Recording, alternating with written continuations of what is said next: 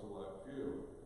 I'm sure you're going to say you're doing your best for what's best for the community by caring for the amenities, but what about the financial strain on the residents to get what a few want?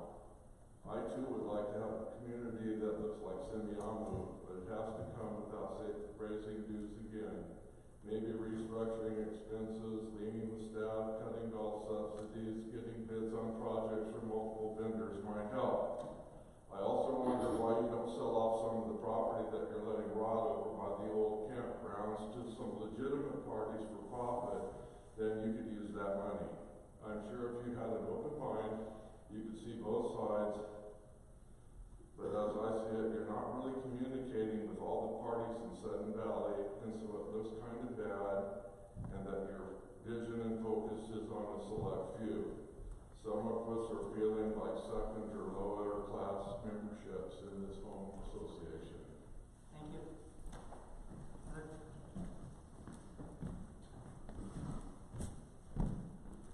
A clarification, I'm Mitch Waterman, 15 Grandview. I believe that last board meeting, a board officer went on to a social media site, or was copied and put on a social media site, stating that there is bare land in the reserve study.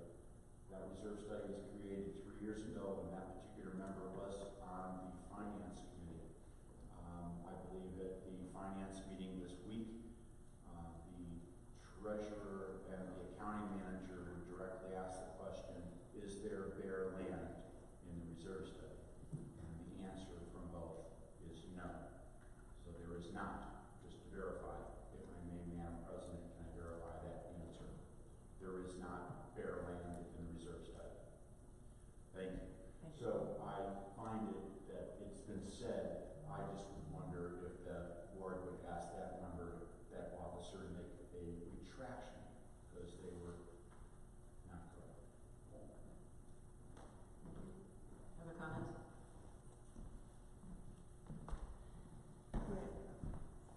Just can't keep my mouth shut. Terry. Terry Fisher, 16 Cold Spring Lane, out in Division 9. One thing that a lot of people ask me about is, such as last week, about things that we're paying for the golf course. And there's other things out there too. But the different departments that come under, we're paying, I believe, if I remember right, last time we bought golf carts, that came out of capital reserves, I believe. I also believe that we had an $880,000 sprinkler revision that would had special assessment. I think it was late 80s, early 90s, and I don't think the golf course ever paid that back to us. My question is, to be transparent with the members and saying that it's breaking even, are those things on the golf revenue? I believe last time they were, but I'd like an answer to that. I saw golf carts coming up to $345,000, I think, on one of the reserve studies. So, thank you. Thank you. Next, Sam.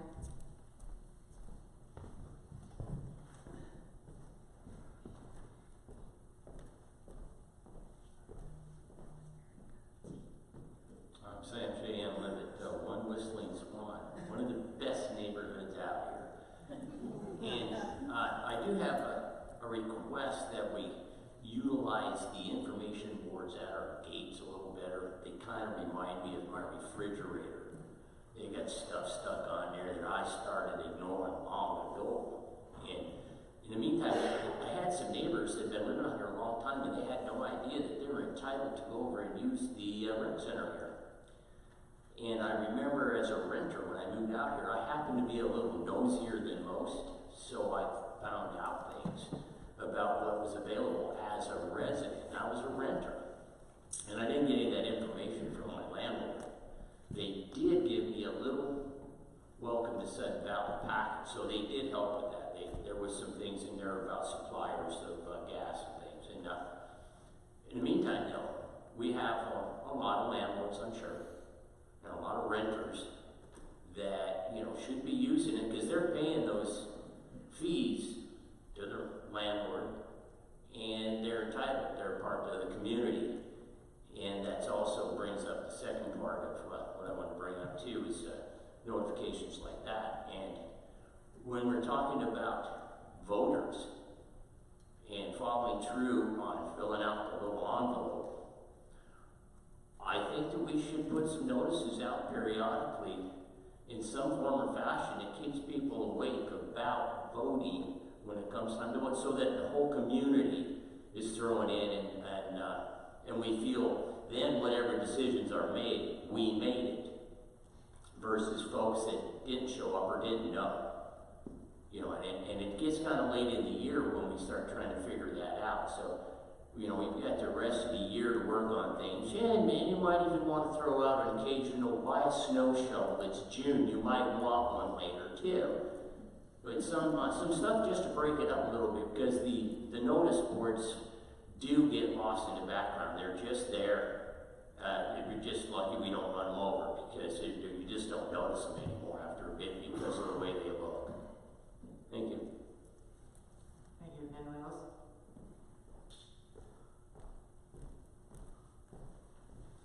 Okay, moving on to board comment time. Eric? I'd like to springboard off of something that Mr. Shahan brought up about the reader board signs that are at the gates. And I would like to find a way for the board to direct, and maybe find the funds and direct that we put those signs at each mailbox cluster so that they're more available, more visible. Everybody goes to their mailbox. I know that when I'm going out the gate, I get a glance at the sign, but I know what I'm looking for, and so many people don't. And with respect to the notifying residents of voting and even renters of opportunities in Sun Valley, we've changed how the views are mailed in the past year or so that every renter, in fact, gets the views when they did not before, so that they can be notified of anything that's coming up. Okay. Just to quickly go through here, lights at the mailboxes, I totally agree with you. I've asked communications to look at both the notification boards at the mailboxes and the lights at the mailboxes, and bring a proposal to us. Brush cleanup, thinning, that's a staff question. As far as something attached to the minutes, unless you have more information, I don't know what that's about. Sun Valley 2020, there's nothing on a legal or on the Sun Valley website or about that, so it must be a private group. Selling off property, the board has discussed this in the past, and once we sell property, it's gone. What we really would like to do as a policy is to find ways to make revenue using the property that we have. It will be an ongoing moneymaker. Because as I said, once we sell the property, it's gone. Madam Chair, may I add to that one particular thing? Not all of the property held by the corporation, it can be sold. Some of it is actually held in trust, and specifically with regard to the old campground, there is a significant argument that that is in fact held in trust. Trust property cannot be sold but for development purposes. The mechanism does exist in the restricted covenants that might permit trust property to be sold, but that mechanism is so cumbersome that it essentially will never be operated, and it would be almost impossible to get an agreement on anything done by that method. Okay. Moving on to, let's see, golf carts. 5+ years ago, we actually invested in some golf carts. It was a capital purchase, and it was in 5 equal payments every year. That is up this year. Instead of purchasing more new golf carts, we have put some money aside to refurbish the ones that we have. There will not be another golf cart purchase this year. Any expenses for golf, whether it's capital or operations, is all recorded, and you will see those on the financial statements. If you have any further comments, questions, you can always contact admin, the general manager, and if you have requests for any particular documents, we have the form on the website that you fill out, turn it in, and you will get the information that you need. Okay, moving to the general manager's report. Thank you. Just a few updates from this month. April 11th, I will be presenting to the board our after action report from the snow.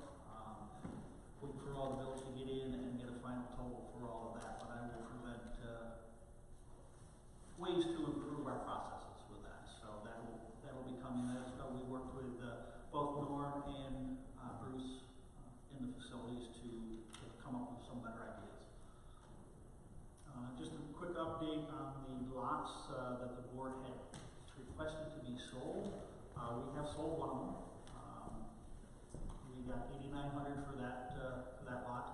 So the other 4 are remaining out there for sale at this point. Last night I had the honor to attend the Waco meet and greet with Larry. It was a very nice thing to attend. I got to meet some nice people there last night. So we'll continue to work with both the water district and the county going forward. Some stuff with ACC. We've had exterior alterations 4, permit extensions 2, new construction 1, and some 3 encroachment permits. We also are working still with Whatcom County to get some of the free work done on Southern Court. We're trying to get our permit for that, so that's taking a little longer than we anticipated. Town Square, which will be our new system for payments, that will be available April 1st. Go up online.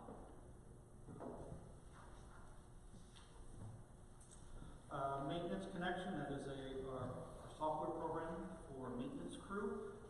That has, we've been implementing that as we're going, and admin is providing all the training to the staff members so they can utilize that and be able to generate reports and get the information we will need going forward to be able to do better budgeting for maintenance in all of our facilities. We've had 22 new member packages in March.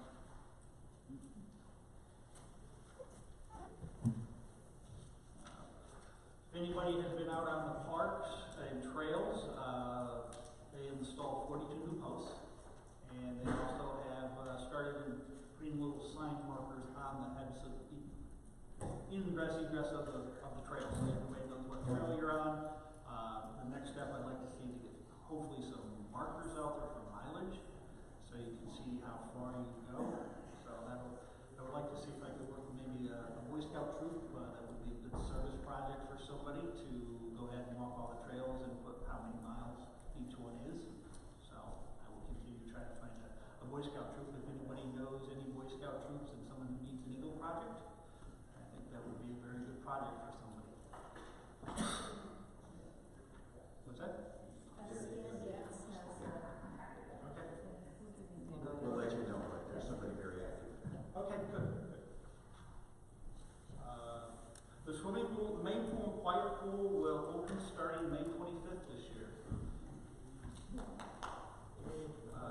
So it should be a good summer for us. You also will see the hours in here, Monday through Thursday. Cardholder lap swim is 7 to 11. And that is also, that's all Monday through Sunday. And you just have different times throughout the day for open swimming. Golf year-to-date revenue through March 22nd is down 2% from last year, same time year-to-date. Part of that is we were closed for 5 weeks due to Mother Nature. 2% is still pretty good with that amount of closure. Rainfall for 2019 is 12.15 inches, which is a fair amount of rain so far for this month, or for this year. Fire-wise, they beat me to the punch on that, but we do have 77 requests right now, and that will be starting April 1st, and we will go through and take care of all that. Norm, through all of his stuff, there's been quite a bit of work being done for emergency action plan with Mike and other, and Larry and the committees. There's quite a bit of stuff going on in that. As you can see, there's numerous things that they're working on, and we will continue to work on those as we're going forward to improve our response time in our areas to hopefully never have to use it, but our response with the county and state officials. So we'll get our plan put together and marry with them so that we can all work together.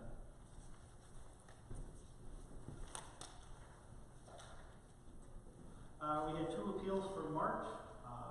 We did have one that was dismissed due to the fact that they had cleaned it up. Come for the appeal anyways to the committee and asked for it to be removed, so we went ahead and removed it. They had taken care of all the issues that they had needed to, so that was one of the things that we've done this month. And that's it. Any questions? Yeah, I do. On the first page, back on the map of the micro-sealing that's going to take place, this is, first of all, it shows the roads that were scheduled to be done last year, and we were not able to do them because of the strike of the workers and the inability to get materials. So this includes what was supposed to be done last year, plus what's going to be done this year, and this is an ongoing process. More roads will be added next year, et cetera, et cetera. Yeah. I Okay. believe the goal is about 75%, I believe is what the goal is for the community, something like that. To have it done, is that about right? Through the first Yeah, first couple. coverage, and then when we do it again, it'll be 100%. Right, that's, yes, and that will be going, we will be putting out the bid for pothole repair, which will be in front of micro sealing, and this process will be June, July, all the way through the end of September. Can the pothole repair be done before the start of the building season in the watershed? Yeah, I had a meeting today with some people. We can, as long as we don't go, there's a certain square footage we can't go out of, so we can start some of that, yes. Okay. But some of that will be in our roads budget tonight, and not hold until things get approved. Other question, Mike? With the annual contractors meeting, Yes. what time is that next? I believe 9 o'clock. I'll get that time to you, Mike. Thank you. The 10th? Thank you. Other questions? Larry? Yeah, just a couple of questions. In general, superb graphics. It makes things so much easier to look at. The one, I have a couple of questions. I just want to make sure I understand. On page 6, there's a very good pie chart showing accounts receivable status, and it looked kind of frightening, but then I realized, and you tell me if I'm accurate, that it really only relates to the uncollected dues portion on the preceding page. So it's actually a rather small amount. It's just a great big pie chart that looked very frightening. That's correct. It's only people that are past due. It doesn't include all of the current accounts. Okay. Then the other And our one. our collections rate is at 91%. And the other one, page 15, greens, I think this is the one. No. There we go. 6-year rainfall trends. If I read this right, the earliest year is on the right-hand side, and then it goes towards the left to get to the current year. That was a little backwards.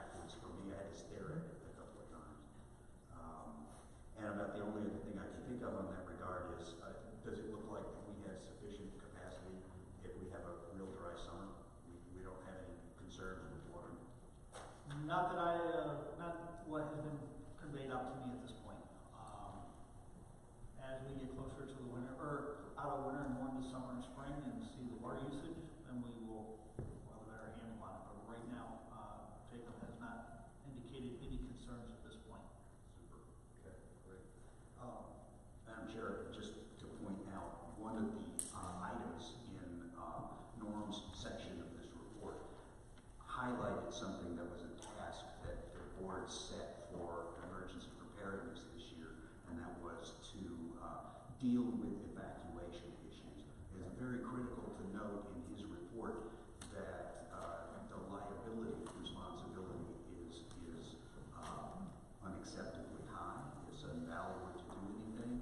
So with the recommendation that Norm has very well set out is basically Sudden Valley stay out of it. The fire district handles any need or call for evacuation. Right, yeah. I had asked them to come to the board with a plan for evacuation so that there will be at least 2 routes out of every gate. And as the report is saying, these can be very rudimentary, but we have to be, if one of our entry exits is closed, we need to have another one to go to, okay? Anybody else? Just a couple of items I wanted to highlight that I didn't see in here that were from the finance meeting actually, and one of those was on the price on the getting the 2018 and the 2019 roads done. That there was actually a silver lining, if we want to call it that. I mean, it's obviously too bad that we couldn't do it in 18 and 19, but there is a price change in that for us, and so I don't remember what that was. Could you speak to that? Yeah, the original contract, I believe, was for $3 a square yard. With them already being immobilized, it is now $2.85 a square yard. Anytime we can save money, I just think it's a good thing to to bring up. And then you also talked about the dues collection rate being at 91%, and if I recall, that's at budget. That's correct. Anybody else? Seeing no hands up, let's move on to the treasurer. The February 20th minutes have been posted, approved and posted, and are online. And then we have Jennifer, if she would, go over Jennifer and Joe, however you two want to tag team this. Discuss the surf and roads budgets, if you would, please. Right, so I first want to apologize that the incorrect pages were posted in the board packet. I sent the wrong pages up to Jamie. The only change in the handout that you have, legal paper, between what was presented at finance and what's in your packet tonight is that I added the Lake Whatcom Water and Sewer District assignment of savings being returned. It should be returned this year after we finish the installation of the fire hydrant in Area Z. And that's in the amount of $126,745, and then a minimal amount of interest income of $1,424. Otherwise, it's the exact same information that was presented at finance. At any rate, we have a 10-year plan here for our SURF, and tonight we're just looking at 2019, but we prepare a 10-year outlook and a 3-year budget when we do our SURF planning.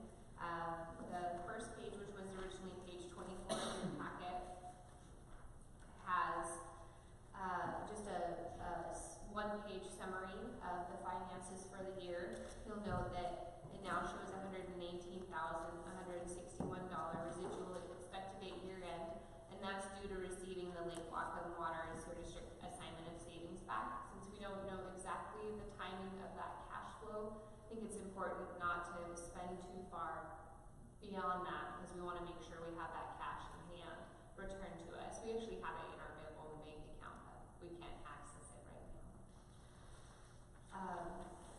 And then the detail, we have everything that's in our reserve study. And so we have it broken out first by facilities, and then by equipment. And I just thought it was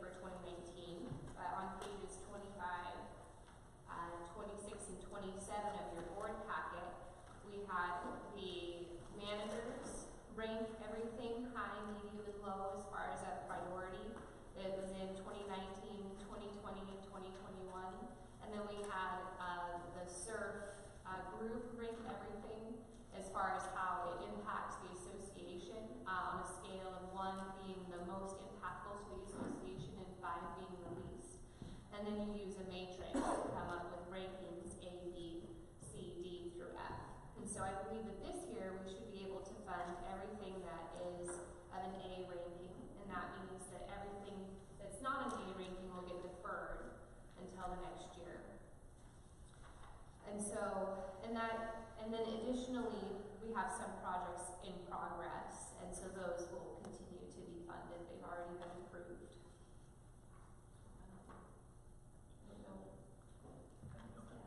No. As far as the next item, which is B, we are requesting that the 2019 surf budget be passed.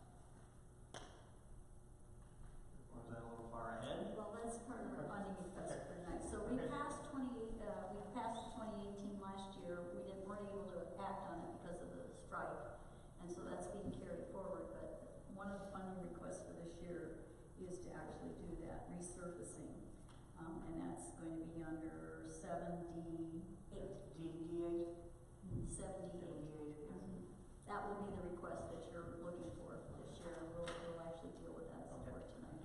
Yeah. So that's just a continuation. So the whole idea of the resurfacing, it was supposed to happen over about a 3-year period, correct? Originally, as I recall. And we started it last year, or our intention was to start it last year. Had to be delayed to the point that by the time everything got going, it was too late for us to move forward on the weather contract. It was a 4-year plan. 4 years, okay. It was supposed to start in 2018. 2018 and then go all the way through to 2021. So this will be 2 years done together. 2 years done together, correct. That will catch us up. But as to your point, it will be actually a windfall because that we didn't do it last year. Because first of all, contractor kept the price the same, but then because they don't have to mobilize twice, we're going to get it a little bit cheaper even. So we didn't plan it, but it worked out for our benefit. The only bad thing was that we didn't get our roads resurfaced last year. Yes. Hopefully we'll have that done this year. Well, if I can add another little silver lining to that, as you're coming into gate 2, you see that strip of asphalt going down the middle of the road. That was the power company that was laying new power lines into gate 2. And if we had already done our work, then they would have torn it up. And it would have been a bad deal for everybody. It would have been a patch instead of a nice. That's right. So having them do their necessary work first turned out to be a good thing for us in the long run. Just following on that, we have, the board has discussed many times coordinating with utilities to make sure that doesn't happen in the future. Last year it might have happened, but didn't. So do you know anything about that coordination? How's it going? As far as I know right now, PSE does not have anything that's come to my desk right now. The only thing that we have that could be a potential issue will be working with the water district, the sewer and water, doing some, they're trying to get a gravity feed from this pump station up to Center Condos. So I don't know how much of the parking lot or the roads that will be through that right now. I don't have a full plan from them. We did have a meeting, but it was a very quick one with no contractors, just some engineers. So The contract was let for that about 2 weeks ago. Okay. I don't know what the start date is on the work. What, do you have any idea if it's going to impact the road? They said that all of the work they are doing is not on the road itself, it is in the off the edge of the road, so that it shouldn't. it will be a direct bore. It will be an underground bore is what they are. That's what they're slated for right now, is an underground bore. That's what the engineers had talked about when we had that meeting. Okay. I really appreciate the 10-year surf plan. Thank you, because that helps a lot knowing what we can expect in the future. It looks like we've got a lot of things, but at least it's good to know they're out there on the horizon. Thank you. That was a lot of hard work, I know. And the reserve study for 2019, I just got the final draft back today, so I need to take one more look at it. But all of our changes have been incorporated and vetted, and so we should have that back and ready to post on our website next week. Since we're talking about the SERF budget and the reserve study having just come back, you weren't here at our last meeting, but I was hoping that you could clarify some things that we all as a board kind of maybe had a desire for some follow-up on. Mitch Waterman in member comments kind of brought up the idea of land values, if those are in our reserves. If you could address whether or not we have the value of land in our reserves. When any type of, say, areas, the campground or Area Z, the marina, when those types of items were added into our reserves, and how those ended up. Was that an arbitrary decision by Jennifer or somebody else to do that, or how those ended up in our reserves? If you could kind of speak to that, that would be great. Great, I'd be happy to. So there is no raw land in any of our reserve studies, SERF or roads. Well, I mean, there's the road, but in our SERF reserve study, there is no raw land. What we do have in our reserve study is $8,405 to do a feasibility study of what could become of the airport and campground, and then $7,000 for a feasibility study for what could become of Area Y. And these items were put in here at the suggestion of our reserve consultants. So we got new reserve consultants in 2017, and we did a very detailed audit at that time of all of our assets. They were on site to do that audit, and they found that quite a few of our assets were not included in the reserve study. And so kind of what to do with these areas of raw land was one of them. And so there's just a small dollar figure as a placeholder in there. And then additionally, we added a couple, now that we have a better idea of how much it costs to do the soft armoring at the marina, which we didn't have before, we're able to add in the cost of doing the soft armoring at the marina on the rest of the spit, on the other side of the spit. And so that has been added in this year using an estimate of how much it costs to do the outer side. Because now the reserve consultants have something to base the number off of, whereas they didn't before. And these items, as I said, were added by the reserve consultants. Additionally, in 2017, the reserve consultants added all of our roads and our culverts and our stormwater management. None of those items had been included in our reserve study prior, as well as the mailboxes. Does that address your question? Yeah, thank you. Thank you. Also, you said that it was at the recommendation of our reserve consultant, and they have a lot of experience in this, and they are also CPAs, is that correct? That is correct. So this is standard practice for HOAs? It is correct. Very good. So if there are no more questions, we can move on to the capital requests. Yes, do you have another? Sorry. A clarification. Okay. The legal size pages that were handed out, and then there are 5 sides that say detailed. Is that a replacement for what's on pages 31 and so forth and so on? Correct. The detail of what's on pages 30 to 34. Thank you. You're welcome. I originally sent Jamie as an attachment that included the SERF loan payment twice, which is how it's printed in the board packet. I had it included once on line 5, and then once again down in the detail of the facilities. And so that was my error. I did not mean to send her those pages. So we'll make sure that the correct amended forms are posted online. And then I was wondering, is the Finance Committee discussed the 2019 SERF priority ranking results as well as the 2019 roads ranking results. Is that something that the board will move to accept? So what you're asking us is to, based on what we're reading here, does the board have any objection to allowing us to move forward with bidding and so forth on all of the projects that have been set forth for 2019 on roads and on the SURF program. And I would actually make that motion that the board accept that to move forward. I would second. Discussion. Is there any, Call the question. okay, hearing no discussion, all those in favor? It is unanimous. Thank you. Very good. Shall we start with, and we had a really interesting method of handling this. All of you have your packets, hopefully you've read them. The culvert work that we have listed here, so this would be culvert 25, that's number 1 under D. Culvert 200, which is number 2. Culverts 212 and 213 under 3, and culvert 315 under 4.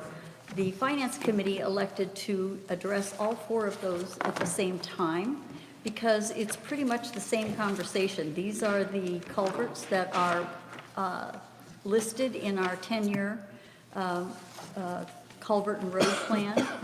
And if you've read through all of the documentation, this just sets forth the plan to begin the design and permitting work on each of these for this year. None of these are going under construction. This is just to begin the work to do the design so that the construction can occur on these 4, actually 5 culverts for next year.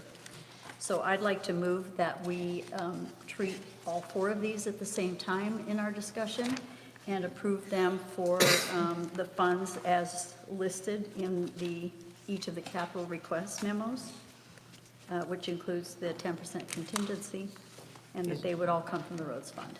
Is there a second? Second. Larry, second, okay. Comments, questions?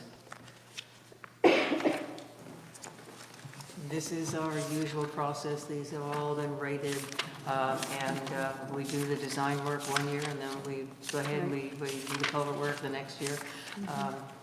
Where are we at this point? I mean, as far as the severity of these goes, we're rating them, F. Well, I will tell you that in reading, if you've read through some of these are rated C's and D's. And so we have gotten beyond the F's, the failed ones. However, remember that this report was done in 2014. We're 5 years later. And there's a good possibility that a lot of these have deteriorated since that time. In fact, once they begin to deteriorate, they tend to go pretty quickly. Yeah. And so many of these have lost their bottoms or have, and are actually dumping water directly into the ground instead of to the proper location. We're hoping that we're getting a handle on it to the point where we were going to start just maintaining some and replacing very few soon. But this is a 10-year plan, and we're about halfway through it. Yeah, okay. And I'm sure that if something were to become a real problem, we would just move that up to the top of the Yeah, list. and we actually have about 70,000, 80,000, somewhere in that neighborhood set aside for emergent Emergencies, issues. So if yeah. we've had a few. There have been a couple culverts we didn't even know we had that kind of blossomed to the top and said, hey, we need help. And so we do set aside money to be able to deal with those emergent issues. But for now, these have all been well documented for, a number of years and are part of our 10-year plan. So they're in line to be done this year. Okay. Okay. Larry? Just one clarification, just to point out, and correct me if I misstate anything. My understanding is that all of this design work being done this year is basically going to be done by Wilson Engineering. Is that correct? Not 100% sure on that one right now. At this point, we might look at doing some other engineers Okay, to bid all it right. out. But they will be engineered, It regardless, will be engineered. they will Okay. be engineered, but we will be. There's a good possibility that we will be looking to bid these projects out for engineering. Very good. That's nice to know. And the second point is that, of course, when construction happens, they obviously go out for bidding, as all of our all of our Always. projects always go Construction's- for yeah. bidding to multiple vendors. And this will be next year for each of these items, and we will have some this year that will be for construction, but again, those will come in later requests for this year, as we get closer to the season. They've already been designed and permitted, and again, those will go out for bids. They always go out for bids. Okay, Yeah. good. Thanks for the clarification on Wilson, because we've used them so long. My memory was that we were going to use them again, but it's good to know that we're taking a look at other suppliers for that design work. Madam President. Eric? Call the question. Any further comments, questions? Okay, hearing none, all those in favor? It is unanimous. These four requests, well, there are four requests. Four requests and five culverts. culverts, yes. Okay, Got it. it passes. Okay. Okay, and then, would one of you like to speak to you have a better understanding of the rec corridor parking lot patching? Sure. I will go ahead and take this one. Okay. I am requesting $107,000 from the roads fund. This was an area that in 2011 was identified as priority number 1. It is the parking lot out front here. It has deteriorated even further. The request comes from a scope of work that was presented to us by Wilson.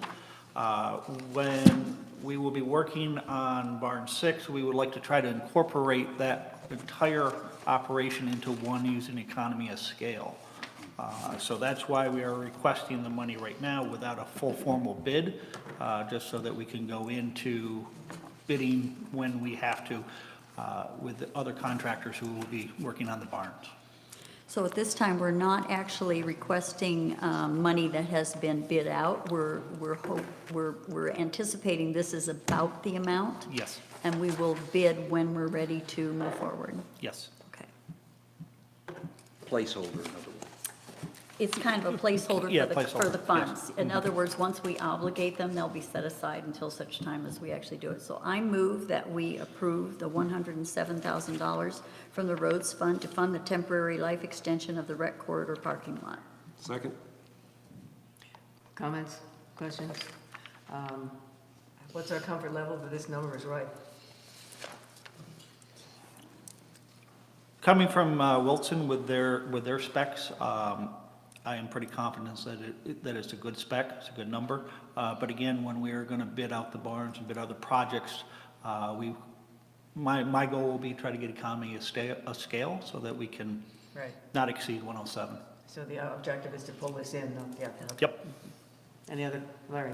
Just to point out that 107, in fact, includes a 20% contingency, which is a little bit larger than what we normally set aside. Okay. So we're trying to play That's it safe. because we have unknown unknowns. Yeah. We're trying to play it safe. Yeah. Right. Call the question. Further questions, comments? Hearing none, all those in favor? Motion passes unanimously. Okay, who wants to talk about foundation removal at the rotunda? I will. Okay. What we're requesting right now is $9,500 from the roads fund to provide permitting and design and pre-work for the removal of Barn 7 and the Rotunda Foundation. This work then will be bid out for, I believe, 2020 is what we will look at for that at that point, unless we have the funds for later in the year. So the question has, first of all, I'll make the recommendation that, or the motion, that we approve $9,500 from the roads fund to fund the 2018 roads resurfacing project, which includes this, the removal of the Barn 7 and Rotunda foundations. Is that right? Yeah, this is for the bid package permitting and Yeah, the all permitting pre-work, process. yep. Yeah, good. Okay, Second. thank you. So the question has been asked before, why out of the roads fund? So Jennifer, why don't you explain why out of the roads fund? My understanding is that originally, when we took down the Barn 7 especially, that we thought that that area may become a parking lot, and a lot of that had to do with revitalization and all the planning that went on there. And so at that time, the foundation removals were put into the roads plan, since a parking lot is a roads item. So I don't know what the future of this land holds exactly, but that's how it got into roads. Okay, so it's been kind of sitting there waiting for attention, and that's, so at this point, and our SURF budget looks like it's already committed for this year. We would, if we move it, we would have to move something out of SURF. And, That's correct. And so there's a little bit more available in the roads fund. So this is why it's in roads. Yeah, just a question. If it turns out that there is some accounting reason for this to be expended out of SURF, is it still possible to do that for the actual construction work? Because all we're really locking down now is the design and so forth, permitting. Well, as Carol said, that means something else that we've already planned to do in SURF wouldn't not be able to get done. Well, certainly it would also not get even considered until later this year, when the budget for next year got considered. So, but that's my point. That's a decision down the road. Mm-hmm. Yeah, it can be made, it can be changed at some point, but for the next phase. Okay. Okay, is, what's the coordination between the removal of the Barn 7 footprint and the patching for the rotunda area, or the, yeah, rec Well, area? right now, the removal of 7 is only going out for bid and design work right now and spec.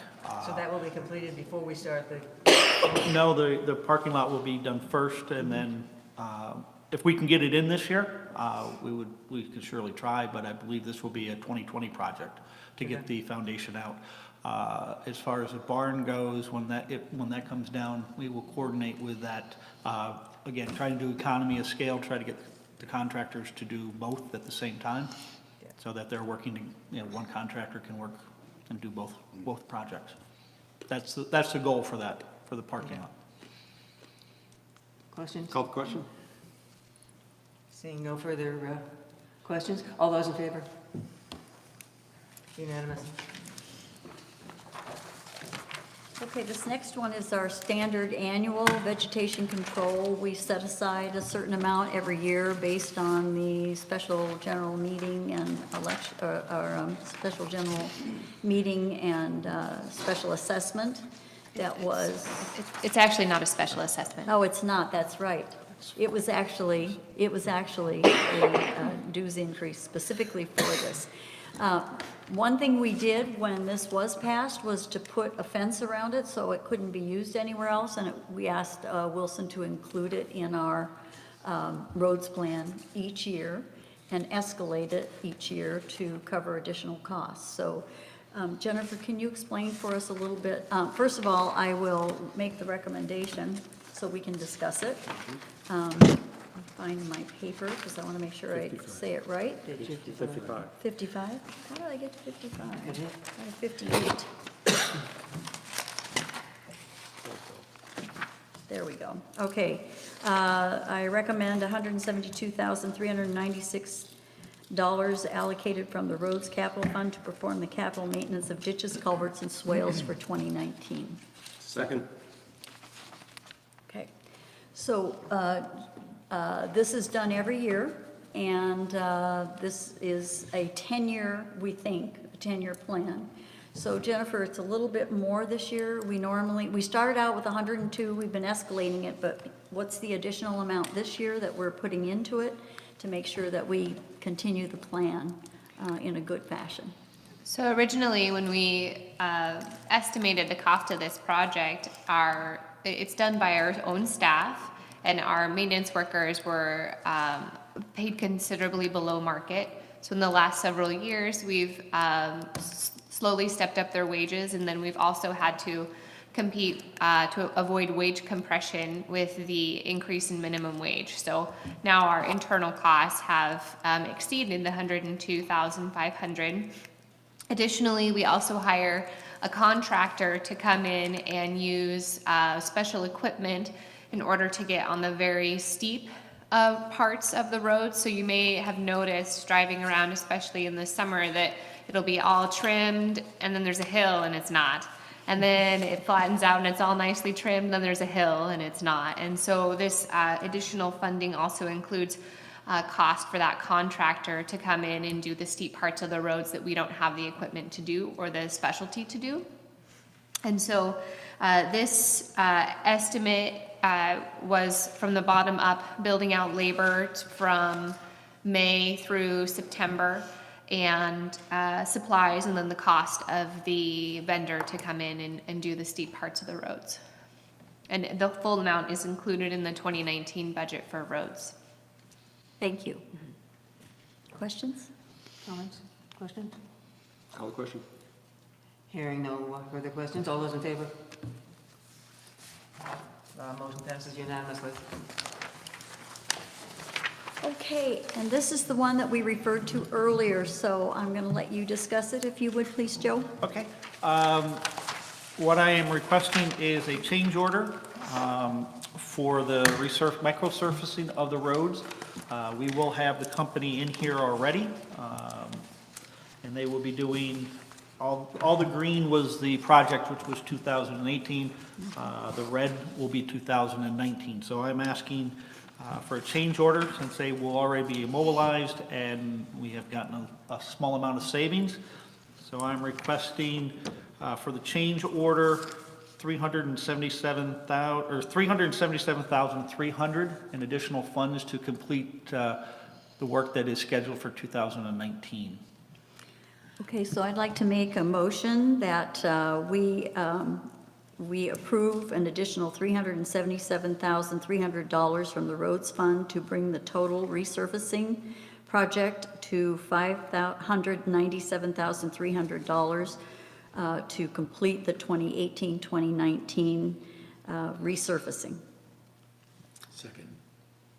Did I say out of the roads fund? I Yes. meant to say it, okay, Yeah. good. Yes, you did. Thank Who's you. second? Thank you. Yes, Mike. Michael did. Mike second, okay. Larry? Just one question. I'm presuming since we didn't do it last year, we didn't spend on it last year. So a good chunk of this money maybe actually coming from money that had been locked away last year? What was carried over? We spent approximately $30,000 last year. For the normal stuff, yeah. Correct, and so we're requesting an additional $377,300, and then, but the total comes to $597,300, of which only the $30,000 has been spent. And I guess my clarification is that this does not reflect an enormous increase over what we had already planned to spend in 2018 and 2019, even though we're asking for an increase in this particular amount. It's actually a little less. A little less. It will be less. Just want to make Yep. it very clear, we're getting out ahead despite asking for an increase. We're catching up, essentially, and we're catching up at a little lower cost than we would have had we done it in 2 separate years. Not necessarily a bad thing, but also, just delayed our resurfacing, but now we're gonna get it done this year. Andrew has a question. Andrew? So, just for my own clarification, and I think we just touched on it, so does this change order not exceed the original scope?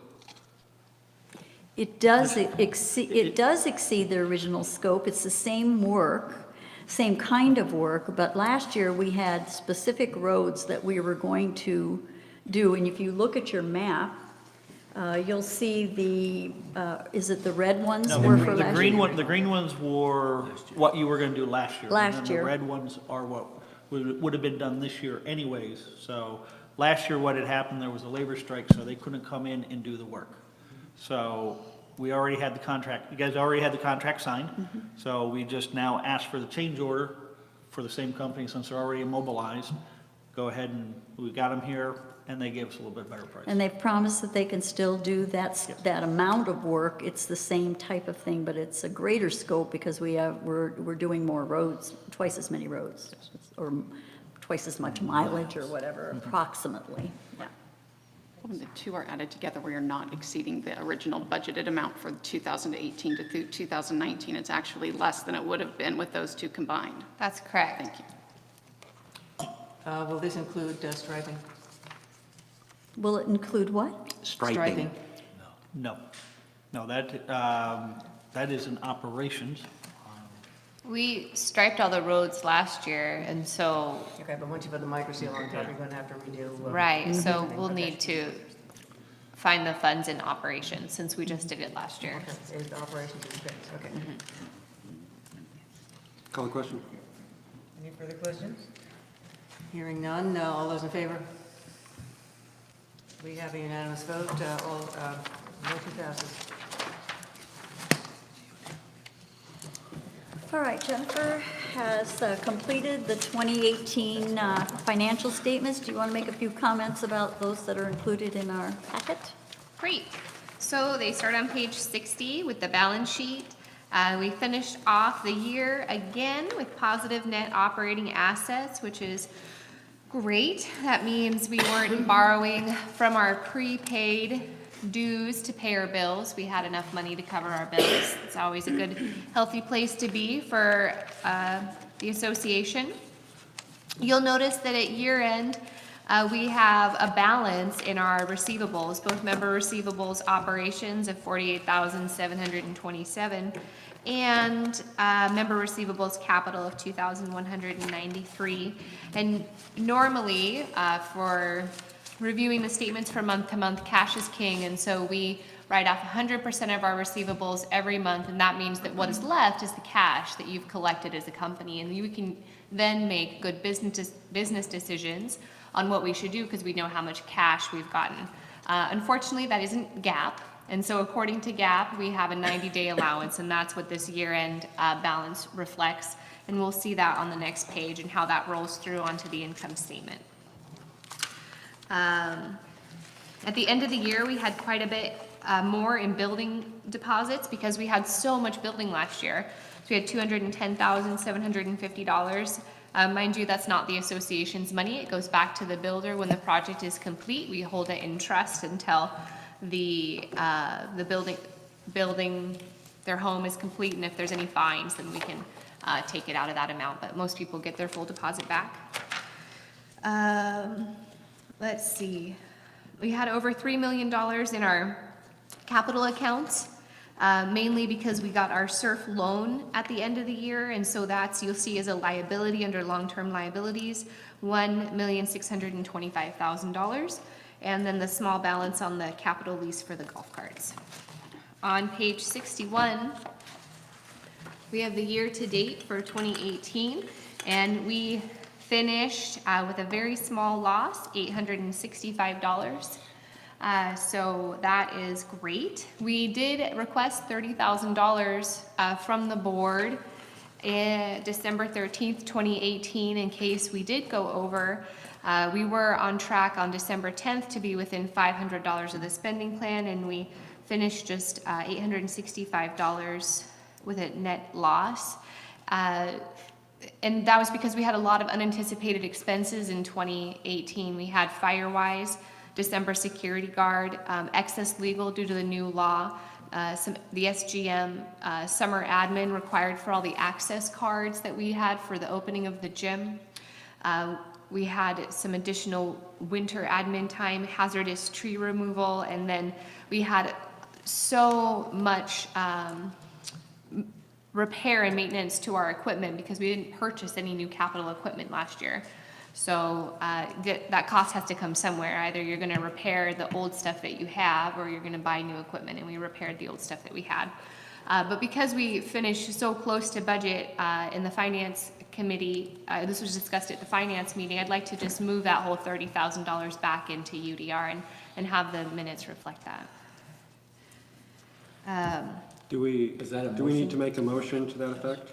I don't.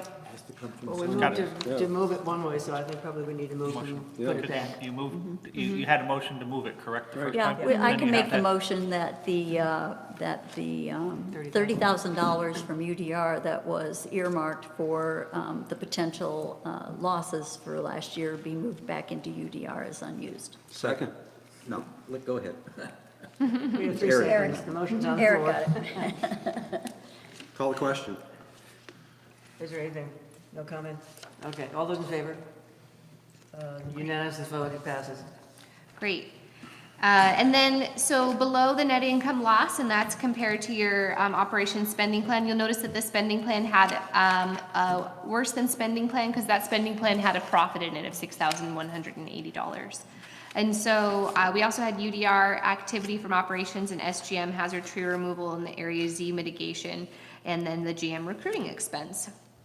Finally, we have other activity, net other UDR activity, so late fee and interest income, prior year collections of current year, prior year collections of operational dues. It's kind of. Then we have the AR accrual that I mentioned on the balance sheet, the prior year reversal, and then the current year. And so that's just to bring our financial statements at year end into compliance with GAAP. And then our new auditors have said that we should have been accruing a vacation liability accrual. Our new payroll software allows us to do this easily. And so we'll be tracking that from month to month, but there's gonna be a big hit the first month that it's recorded at year end. They suggested that we put that on there. And so that's recorded as a liability on our balance sheet. And then you see the corresponding expense on this income statement.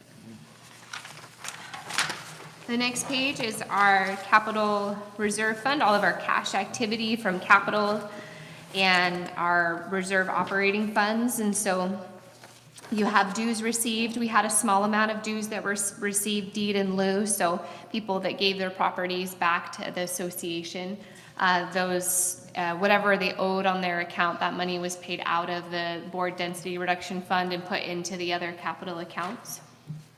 And the amount was about $5,000 altogether. We got in $225,000 from our transfer fees, the 1/4%, and that's just on the capital side of the gross sales price. $4,500 in stormwater mitigation plan fee, a small amount of interest income. We received $95,847 in cash from the sale of all of our lots. Most of that was from the big lot auction last March. We had a small amount of legal settlement income. The SURF loan funding was received. There were some board-approved inter-fund transfers.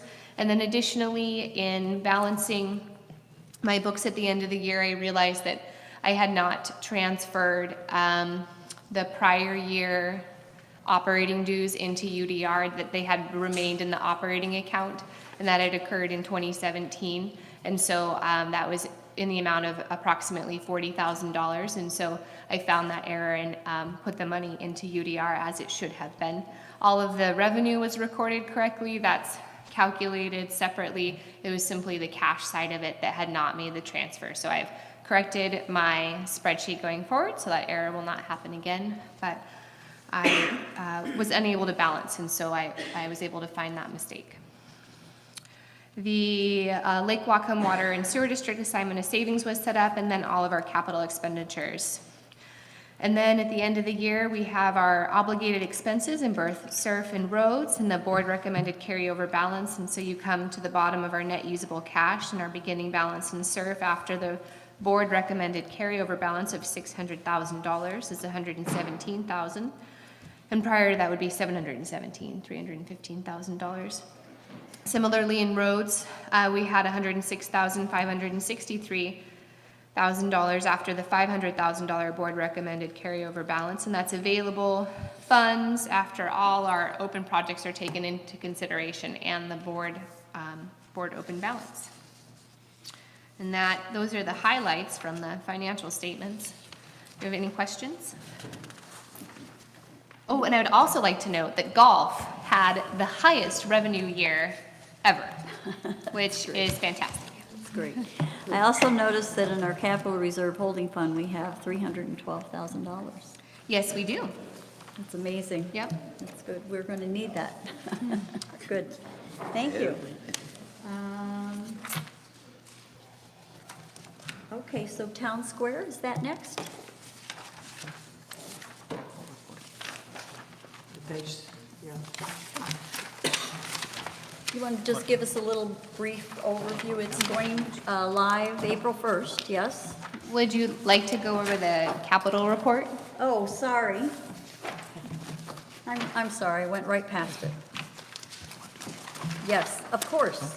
Okay, capital report. Pool is, as you can see, the pool is closed. The debris blower is closed. You mean the project is closed, not the, yeah, we know the pool's closed. Right, well, the project is closed.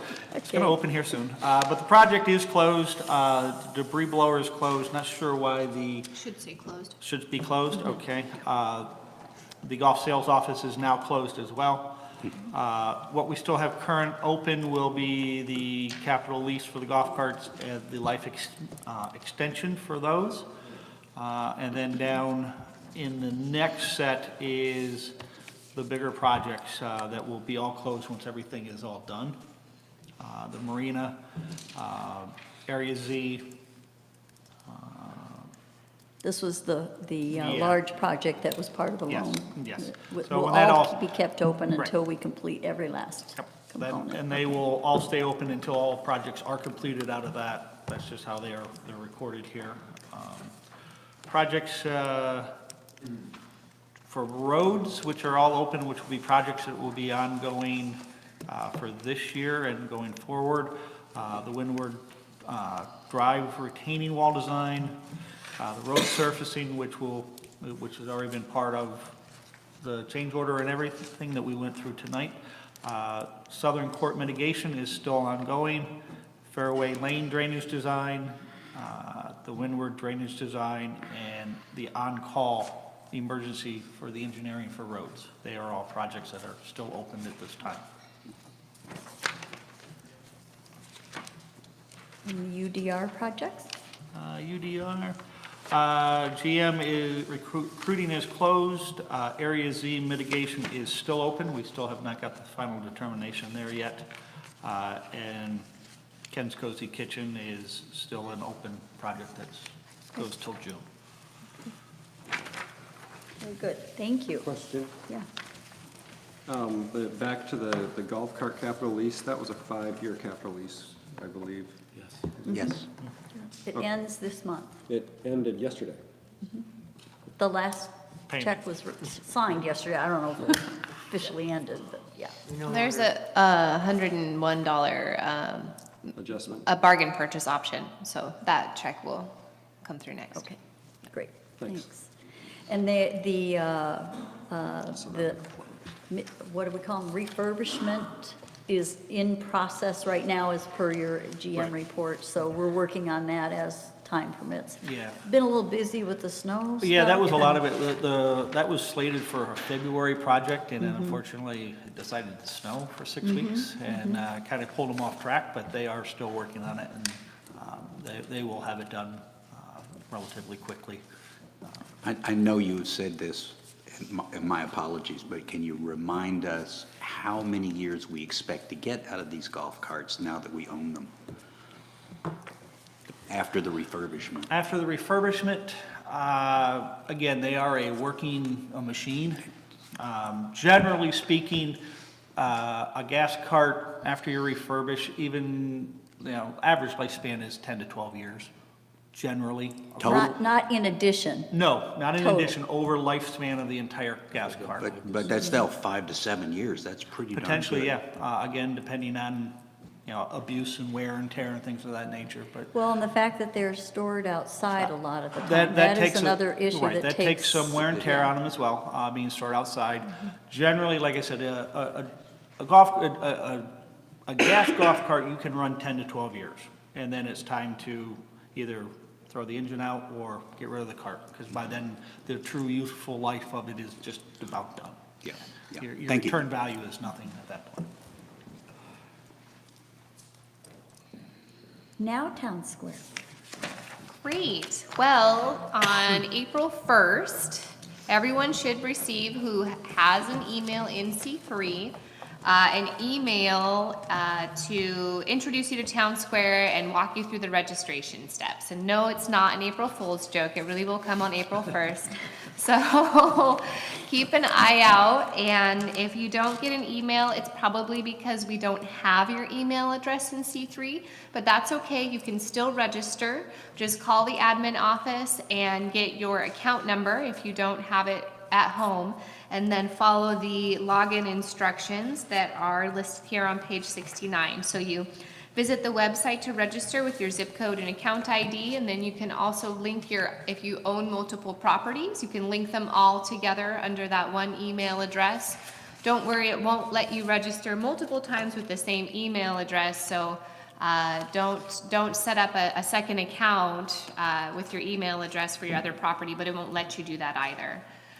If you need any help linking your accounts together, you can always contact ar@suddenvalley.com or just getting in. The only quirk is that the first time you register, you need to do it on a computer. So your PC or your iMac, you can't register on your phone the first time. It'll ask you for a password and you don't have one yet. So it's a great way to go in and view your account. We're also going to post announcements on there, and so it'll be another way for people to get information about the association. It'll pop up on your phone if there's an announcement posted, if you choose to have that setting enabled, and if you don't want it enabled, you don't have to. You can also make payments on there with your credit card. It's approximately a $6 fee, just a little less than that. It's a percentage and then a flat fee on top of that. And that's managed by the company. We don't get any of those fees as the association.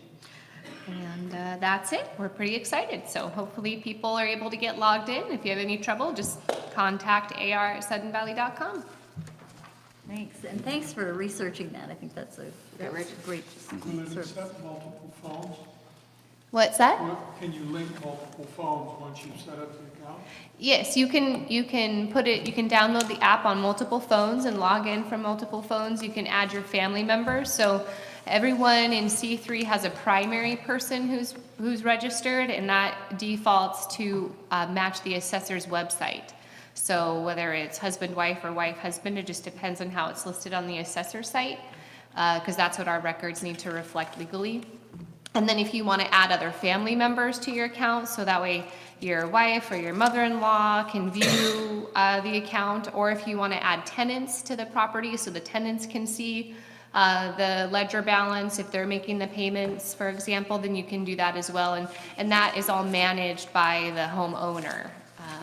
But if anyone has any trouble managing that, we're happy to walk you through the process. Great, thanks. Good new process. I think this will be great. All right, and now we have a couple of memos from our new auditors, Newman and Associates. And so Jennifer, do you want to explain why we got these? Because we've had them before from Larson Gross, and now that there are new auditors, we felt it necessary to get them again. So you want to explain these? Great. So we had a couple of opinions from our auditor, similar to a legal opinion. It's an auditor's opinion, and that's on the use of our funds. One is for the culvert vegetation control, and the other is for demolition costs. So typically, you would go through and you'd clean all your ditches and you'd trim all the trees. You do that every year, and that would be operational in nature. But because it has been so many years since we've done this work in and above our culverts, and that the culverts affect the quality of our roads, and the road could wash out if you don't clean the culvert, we went to our auditor to say, you know what, we really think that this is a capital project. We're not just patching one little chunk in our road, we're really repaving the whole thing as an example. And so we're not just doing one spot in our culverts. We're going to do it's going to take 10 years to get around the whole valley. And so because of that, it's really capital in nature. Now, if at any point in time we get caught up enough or have enough staff to be able to do all of our ditches, culverts, and swales, even in a 2 or 3 year time, then that would become operational at that time. But because we have such a long time frame to get through the whole valley, it's capital. And we wanted our new auditors to confirm that, which our old auditors did, but since they are our new auditors, it's important to have them give us an opinion on that as well, and they concur with our prior auditors. Similarly, Demolition costs are typically operational in nature because you don't get anything after you demolish a building. You don't have anything, it's all gone.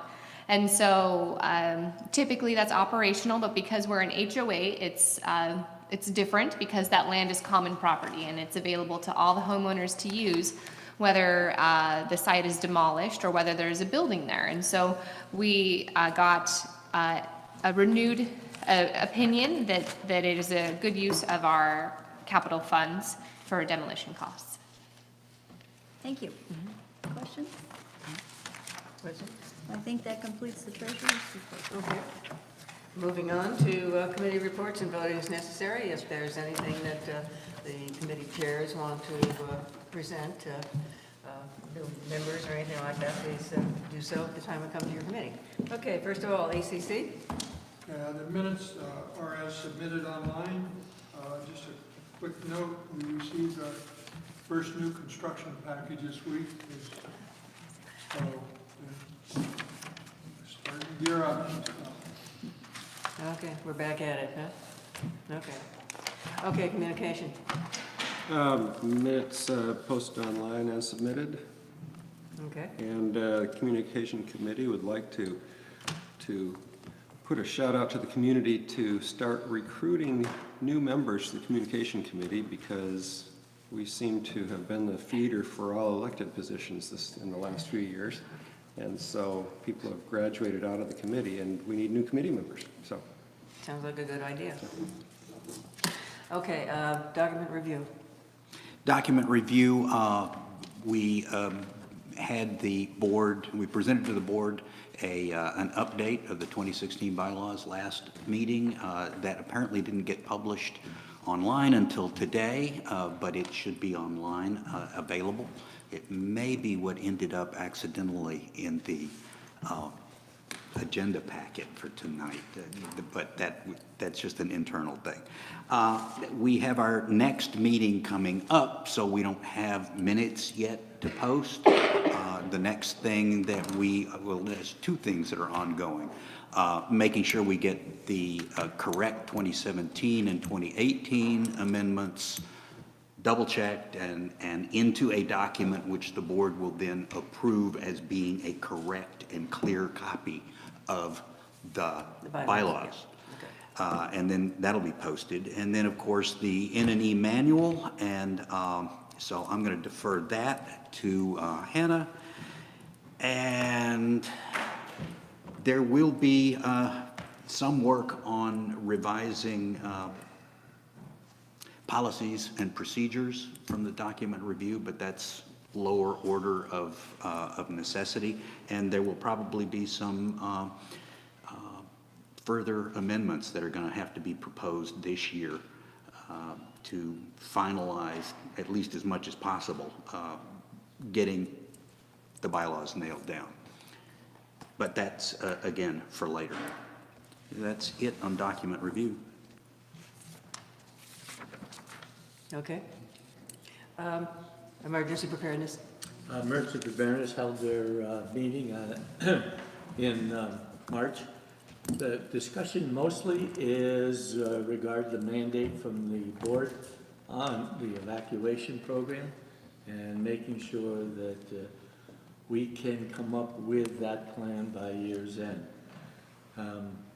But I'd also like to add that I think earlier tonight I said that the EIS, the 1610 a.m., was going to be on every day. Larry had asked me. It's actually taken summer vacation because things are kind of stable. So to save the equipment as much as possible, it's sleeping right now. And I'll let you know when it wakes. In the views, please. Okay, finance, I'm sure you're done. We're done. Yeah, okay. Long-range planning committee, again, the timing is such that on our next meeting, we will approve the minutes from the last meeting. They are not, I mean, everybody's still trying to catch up from the snow, lack of meetings at that point. Nominations and elections. Yeah, so I have a new member that I vetted yesterday, Nathan Yulin. And that's pretty much all I have to report. I didn't have a quorum for my last meeting, so it was a working meeting. Yeah. So. Okay, it says here approval of committee member, and actually, what do you just notify us, we don't have to approve it. Yeah. Okay, what's the name? Nathan Yulin. Okay. How do you spell it? Ulin. Yeah. I think I'm pronouncing it correctly anyway. Sounds good. We'll find out. Okay. Okay, Parks, Trails, and Rec. I apologize, Okay. I was not at that meeting. Okay. I believe it might have been canceled because there were not enough people to have a quorum, so the last meeting at least. Okay. Is that accurate? I can provide some color to that. A couple of committee meetings this month were held on the most beautiful days of the year where nobody wanted to show up to anything.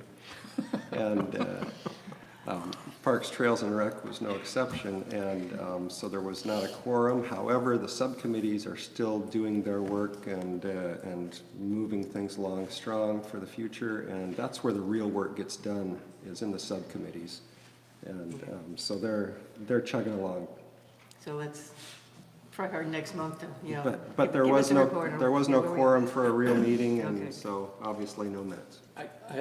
I'm going to jump back into that. I was at that meeting, the meeting that we actually had. And all it did was that we just got the subcommittee people on which committee they wanted to be, and then the meeting was over. So it was probably 40 minutes tops. That was the February meeting, and the meeting in March, however, there was no quorum for the full committee. Yeah. Okay. Okay, moving on then to continuing business and voting is necessary.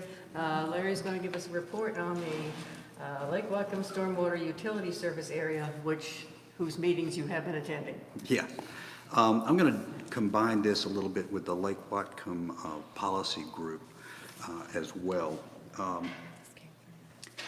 As Joe mentioned, last night was the annual meeting of the Lake Whatcom Cooperative Management Program Annual Joint Councils and Commission meeting. There's a mouthful. So the City Council, the County Council, and the Water District Board had official meetings and basically received a report of the activities for protecting the lake over the last year. A couple of highlights from that. The Mayor of Bellingham, this is her last year. The General Manager or Managing Director, whatever the heck they call him, Jack Lowe's, this is his last year. I confirmed that, yeah, he's done as of January 13th. But nonetheless, Joe got to meet him. And by the way, as an aside, when mention was made during that meeting of the aquatic invasive species activities, one of the things that was noted on the slide presentation was the booth that they had at the Sudden Valley Safety Fair. And I was sitting right next to Kelly, and she leaned over to me and said, "Thank you." So that's really nice input to get from the mayor, who is putting a lot of money into this program. And it's a shame that it looks like, I don't know whose job it was to deal with page 74 of the agenda packet, but it looks like the safety fair isn't gonna happen this year. This is a work in progress, and we're going to look at later in the meeting. Okay, in any event, it would be nice if we could do something to help them a little bit in that regard. Okay, so as announced last night as well, the advisory committee for the Lake Rainwater Utility District had its last meeting a week ago last night. And there is nothing public much that I can say now. At the end of April, there will be a public meeting. that the county and city will schedule, primarily the county, of course, to release the recommendation of the advisory committee. So it is not for public distribution at this time, but I will say that there are some things that have held firm from prior meetings and prior discussions. Sudden Valley, as an owner of property within the watershed, will not be charged for its roads, surfaces, or its golf course, which is very, very good. However, there still remain, because it was not part of the advisory committee's job to deal with issues such as credits for work done that improve the watershed, or any detailed discussion of exactly how you would calculate impervious surface that is owned by Sudden Valley. And the lower golf courses, or golf parking lot, excuse me, is one area that I'm particularly concerned with because it looks like a parking lot to the county, but it's surrounded by rain garden. And I personally believe that we have a good story to tell for reducing the impact, if not eliminating the bill we might get for that surface. Also, in general, it's kind of an aside, the county puts out a map of all of the quote-unquote protected areas in the county where no development can occur. And so Sudden Valley has a scattering of things down there. But they did not realize that the golf course is a protected area because it's not on a deed. That's protected through our restrictive covenants. So I'm going to try and get our map updated to better reflect that Sudden Valley is not a whole lot of buildable space with a sprinkling of protected. It's mostly protected space. So that's up for discussion. There's a lot of things that will have to be discussed, both in further conversations with the county manager and the county council as it considers what to do with the recommendation. Perhaps I'm going a little beyond what I'm authorized to describe, but I will say this. The recommended fee is essentially flat across the basins, so that it doesn't matter that you live on a polluted basin, Basin 1 near Geneva, Basin 2 near Agate Bay, or Basin 3, the great big one that has 96% of the water where we are. We're basically in between the north half and the south half of Basin 3. And so there's an argument that having a flat fee like that for all property owners has us on a clean basin not having pollution go into Austin Creek, or somewhat subsidizing the construction of the maintenance of facilities in basins 1 and 2. So that's why I believe personally it's extremely important that the board stay involved and stress firmly that at the very least we need credit for the money that we're spending. We spend money like Bellingham spends.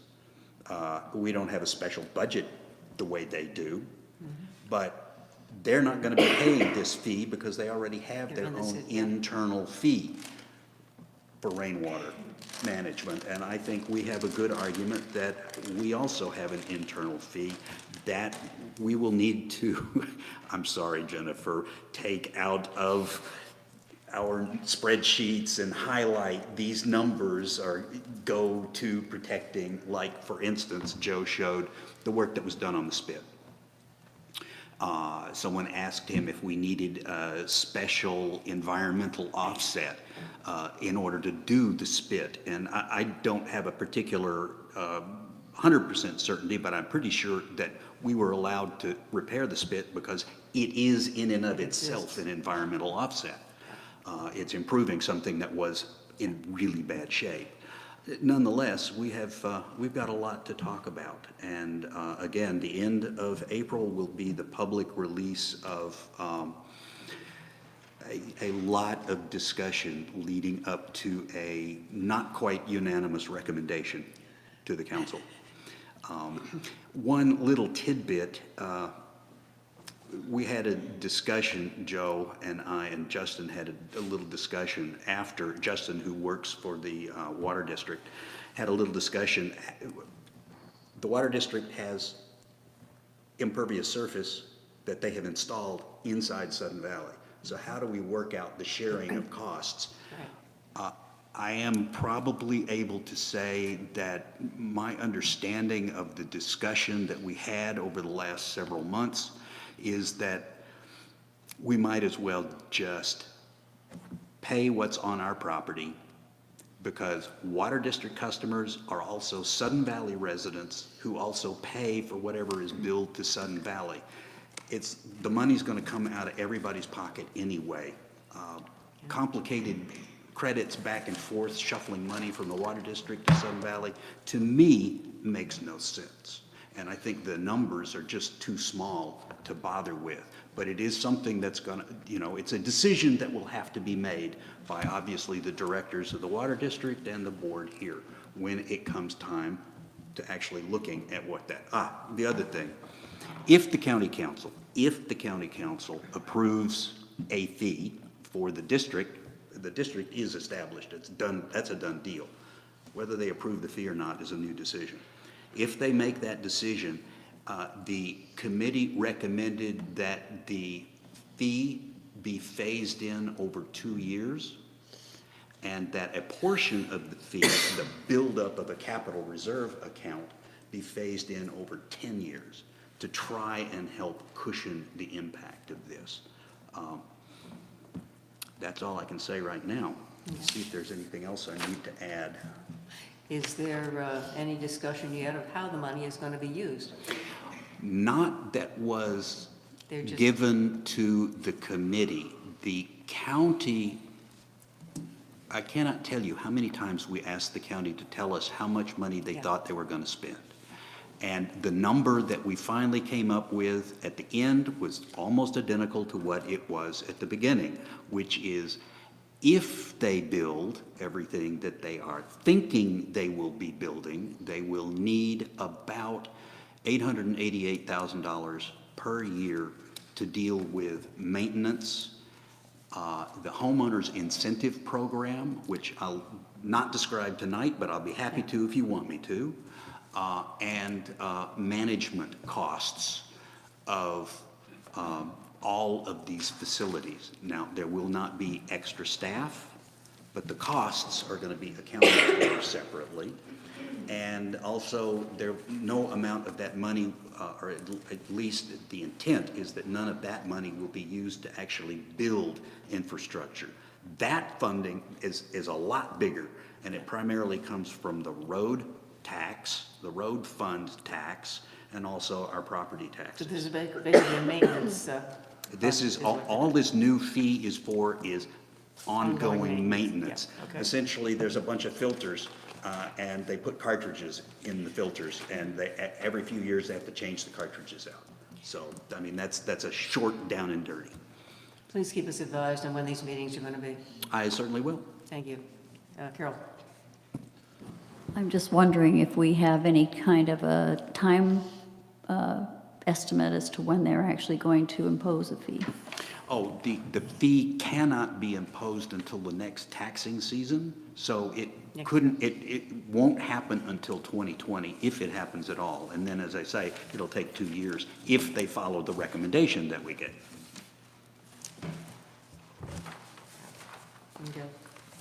Okay, questions? Excuse me.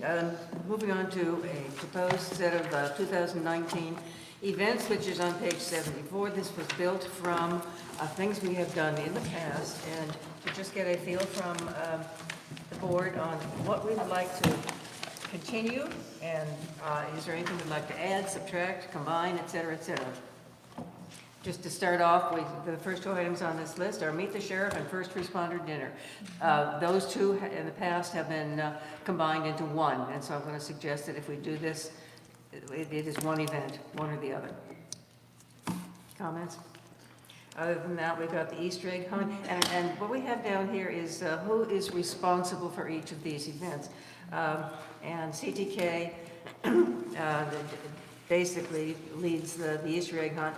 Fishing derby we have done in the past. It's the opening day of the fishing season, and it always rains, and there's 6 other things that also happen on the same day. And there was a suggestion during last year that if we're going to do it, move it somewhere where it will be better received. 2 flea markets, basically administration handles those. Spirit Day and the Bite of Sun Valley. This is the one we need to get nailed down right now, because in order to get all of the events and things for that, we have to start contacting the vendors. Lisa? Can we add a couple of comments to the events you just talked about real quick? Because there have been a number of meetings regarding these events so far. The fact that we have a new sheriff and a new chief, that they wanted to do the combined events to make sure that everybody meets our new sheriff. The fishing derby has been, we talked to the people that have done it in the past, and the suggestion was to have it on Memorial Day weekend, which is the day the pool opens. So having the fishing derby in the morning and then the pool opening in the afternoon, that'd be a huge kid event, and the weather would be a lot likely to be warmer. Well, on that day, we also have the opening day for golf. We've got the pancake breakfast at the firehouse. On Memorial, Yep. she's talking Memorial Day now, Memorial Day. as opposed to the normal April, end of April day. So, yeah, no, Memorial Day was because it would be warmer, and also the pool opens that day, so it'd be kid activity all day long. And the other suggestion was Father's Day. Memorial Day or the Friday of that The weekend? Saturday of that weekend. Saturday of that Not the weekend. Memorial Day, actually. And the Bite of Sun Valley has been set for August 10th because we've already had a number of vendors contacting us, and that is the availability date that we've gotten August from them, 6th? so August 10th. 10th, okay. That's great. I'd like to suggest that if there is a decision to go forward with meeting the new sheriff, whoever that might be, meeting the new fire chief, who already has been chosen, that perhaps that could be joined up with a downsized safety fair. And it's There was discussion. just an opportunity to get more people to show up and learn about safety-related issues. Yeah. And getting the vehicles out for kids to play on. Maybe also the bike rodeo too? I don't know. Because I know in the past, the bike rodeo, they've had programs that actually give helmets to kids who don't have them, but I'm kind of unfamiliar with that source. And anyway, I know that's another safety-related event. It'd be nice if we could just throw them in on one day and do it. Different times during the day. Yeah, whatever, however it works. Okay. I was just kind of catching up with where you were. July 4th fireworks, we're having a discussion on that next. Bike rodeo, is this something that? That's what we were just talking about. The bike rodeo is basically a program that was put together years ago by a program that gave away helmets to give kids safety information, and giving kids helmets to make sure that they had one, and they just basically brought their bikes out and ran in a circle.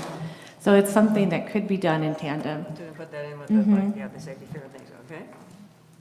Okay, Halloween, excuse me, the trunk or treat, breakfast with Santa, and then the last couple of years, they have also done the golf cart parade after that, and some people are saying that it's too much pushed into one day, and that maybe if we do the golf cart parade, there should be later, earlier, something like that. They did it last year, 2 weeks after breakfast with Santa. Yeah, okay, so we'll look at a different date for that. And the holiday craft fair, again, mostly admin does that. So is there anything that you want to move around or suggest at this point before we make a final calendar? Yeah, I don't know what would need to be done exactly to work this out, but I know that generally the weekend of August 10th, that same weekend, is Neighborhood Watch Week, or I forget what it's called. We used to do it a lot in our community, but that might be something really fun to include in that. We have some neighborhood watch groups within the community, so if we could look at incorporating that, and they bring out those things again. But because we have the flea market at the same time, so it would be very convenient to have a booth for them. Yeah, but coordinating that event, it's a huge national event, so it might be a good way to incorporate a couple of events that would be good for the community. Okay. I'm not seeing anything else here that we haven't put on the list. Who's taking care of, I'm sorry for jumping in, who's taking care of the 4th? Of what? July. July 4th, 4th of July? Next Yeah, item on 4th the of- agenda. Fireworks. That'll be a special discussion. Oh, that'll be a special discussion, okay. Yeah. Joe? What about your polar bear plunge you had last year? Ooh, that's not. I liked it, it was fun. Did you go in? Yes, I did.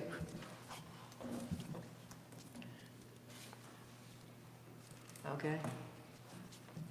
With no further comments, so I think we'll just make a decision and bring it back to the board for final approval.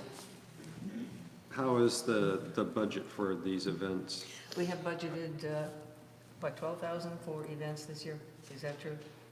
12,500, right? Is that correct? I can check.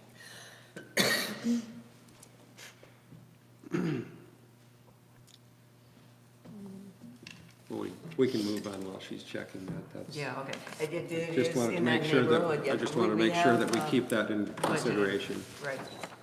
Okay. And again, some of these things are taken care of by other organizations, Yes. et cetera, et cetera. So, okay, and then, let's see, final item. We do the July 4th fireworks. Joe, what do you got? It is 12,500. I do believe that we do have to approve the fireworks to be shot off at the marina. I am new to this, but I do believe that is the protocol that we have to go through with the board. Either First did of all, not, the did. board decides whether we're going to do it or not. Right. There has been no notification from the county that they are prohibiting it, so we get to make a decision. The rationale in the past has been, people are going to shoot off fireworks. And Sun Valley in the past has made the decision that we will limit it to a particular area that is well controlled and where the fireworks are reviewed before people go in, et cetera, et cetera. So, comments? The only one is that it's always expensive. Is there a motion? I'm not sure there is a motion. Yes, before discussion. There's no motion. Would anybody like to make a motion that we have the fireworks? I move that we have a 4th of July Check with the date for fireworks. that. I'll second that. Okay, and 4th of July would be on the Thursday this year. Who seconded that? Was that you? I did, Okay. yeah. Sorry. It's the easiest motion It's I've had to write expensive. this year. It's expensive. You know, it takes staff time, it takes our equipment to have the water trucks out there. We've got to make sure that there's sufficient volunteers to police people. Staff is needed to rope the area off. The volunteers have to be trained on how to deal with that and how to deal with people who will want to walk around the roped off area. And what do you do when they bring in something that's clearly not permitted? How do you relate with the fire department and the sheriff's office? It's a big task. And I think it's a heck of a good idea myself. I think we ought to be spending that kind of money. But people don't like spending money. And so we need to be aware that it's costly. Carol? Just some considerations. It is very expensive, and it also requires a lot of volunteers. Typically, in the past, Chief Ralston has been on the fence. He says, I think it's a good idea, or maybe it's not such a good idea. You know, he doesn't know, because he said either way, we're gonna have fireworks going off. Security likes the idea of it being at the marina from the standpoint of they don't have to go police and run around to various neighborhoods because. As much. As much, but it still happens. I guess the con of the whole thing, the downside of the whole thing is that we tend to get a lot of people here from other places, not just Sudden Valley. And that's because we're one of the few places that you can, you know, Bellingham doesn't allow it. So I think it's a real tough question to answer. And I know Michael and I have been part of it, and it's scary to be out there and trying. We might offset some costs by charging non-residents, but then that just ups the ante for administrative work. How are you going to determine who's a resident and who's not? Who's going to do the checking? How are you going to get the payment for? But it's also, if you are out there trying to manage the crowd as best you can, and that was the role of EPC for several years. We had ham radio operators and CERT people out there. CERT, the county will not give the CERT team permission to do it under the auspices of Whatcom County. So their vote is no. And then for us to volunteer, we've done it for many years, but it's a huge process. It takes a couple of hours of training to know where things are and how to deal with the water and all the problems that come up. We don't have the skill to identify illegal fireworks, so when they get brought in, and they do get snuck in, we're not quite sure how to handle it. You get some people who are pretty, let's just say they've been celebrating before they come. And so, you know, it gets to a point where some people just aren't really too controllable, and I think it's a concern that people would get hurt. I just don't know what the right answer is. And we haven't even talked about cleanup. And that's another whole story. That's another big issue, is the cleanup and the damage that it does to our yeah. You have no opinion, do you? No. Okay, but okay, Madam Michael, Chairman, go Eric ahead. is first. Okay, Eric. My concern is addressed. Oh, then we go, Madam Chairman, to the general manager. Oh, what does Lake Whatcom feel about it with all the debris going into the watershed? Not a thing. Yeah, they don't say Really? anything. Lake Whatcom per se, it doesn't exist as a separate entity. It's the county council. Yeah. They have never prohibited it. The only thing that has been prohibited sometimes is during really dry seasons, which we get from time to time. They'll prohibit fireworks, but my recollection, hazy at best, is that we've never had a problem. Our area has been seen as a better alternative than uncontrolled fireworks. And for instance, Glenhaven down the road, they've had fires. And The concern I would have if I was the water district is all the stuff, the pollution going into the water. And from the spent. our residents have voiced that down through the years. Not a large number of people, but it always seems to come up. What about the heavy metals in the fireworks? What about the, you know, yada, The yada. paper, the phosphorus, you got a lot of spent material there. It's all a consideration. I think the lack of the county saying no to fireworks is the big problem. Until they come up with and stamp this, that there will be no fireworks throughout the county, we're at the mercy of the residents that want to blow off fireworks. And as Carol said, EPC has been the volunteers for, up until last year, for 5 years. And this has grown to, well, the last time we were there, we said that we had almost 500 people that we had to try to police. And she's correct. When it starts out in the evening at 8:30, everybody is congenial and happy, and we're waving our Sparklers and stuff. When it comes to 10:30 or 11, not so much. Yeah. And that's when the real trouble begins, and if you try to curtail that, then there's an eruption. Yeah. And we've always been afraid that that eruption was going to do more damage than so far, knock on wood, we've had. Now, the only thing that we have ever had that I know of is that we've had a flicker of a firework in an eye and a rocket going back towards the crowd. Luckily, no one was hurt, and the flicker in the eye was taken care of, and everything was hunky-dory. But this is a problem that is going to give us a bigger problem down the road, one time or another. And again, I have no idea what to do with it. I would like to see a cost comparison between how much we spend on the controlled fireworks happening at the marina and how much it would cost to bring on 2 or so extra security people to go through the neighborhoods if we're not going to do it. We already bring on extra security. But we do anyway, yeah. For the marina, so you would have to not only have the extra, which is 6, I believe, for the marina, so then you'd have to put on two, so you'd be 8 or 10 total for that night. Yeah, okay. Let's do a cost comparison on this. And Larry?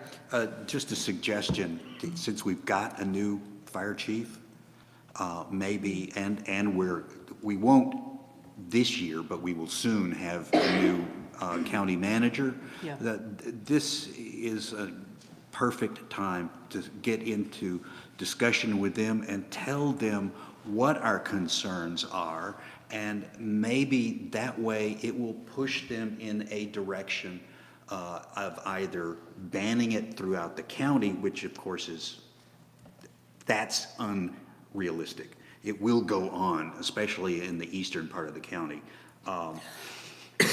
Or perhaps being a little more assistive with the costs that we incur by being a safe alternative. Yeah.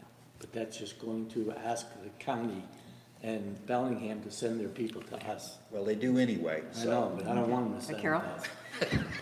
I think Larry's made a good point. Chief Topol, we don't know what, Chief Ralston has always been, I see the positives and he never took a stand. Chief Topol might be different. I don't know. He may have an opinion one way or the other. I kind of think not. But the other thing to keep in mind is almost every year, the burn ban comes on July 5th. So it seems to me that the fire department does not want to be the bad guys. So truly, it just seems to happen every single year. It's amazing. I think last year it was very, very obvious that the burn ban should have happened a lot sooner. Oh, yeah, it was a really dry year. Yeah, I move that we table this until we have input from the new I was going to suggest. Second. fire chief.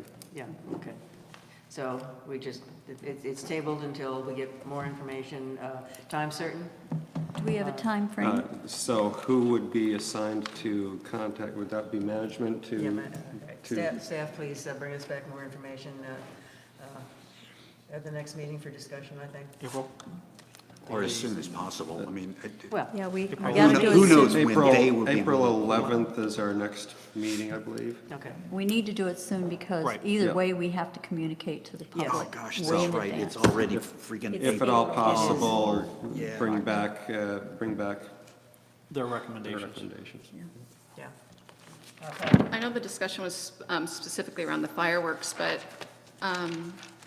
I think the last 2 years, we've also had a barbecue and a community time Right, along there were with other that. events for- So that, and then we had, and the year before, I think we had a meet the board at town hall in coordination with it. So I just want to keep that on Right. Thank on you. the list as well, Yeah, that there is that's still right. some community events. So maybe there would be a community event with or without fireworks. Right. Gotcha.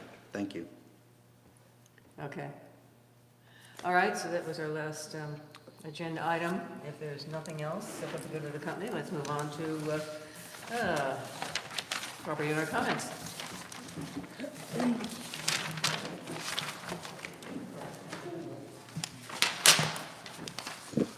Linda Bradley, 2782.